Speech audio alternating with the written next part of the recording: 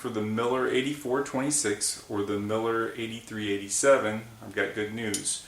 We now have the Win 3747-12, and this is a tool that can take the place of either of those because the part that sits on top of the valve is a little wider. So it works well in both applications where the 8426 or the 8387 Miller is called for. And we have this at a lower cost.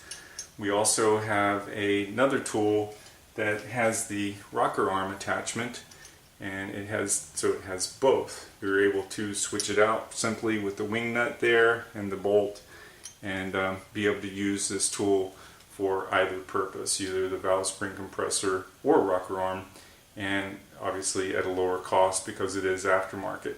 Now, this was redesigned and is made a little stronger than the Miller even, which makes it an extra added value.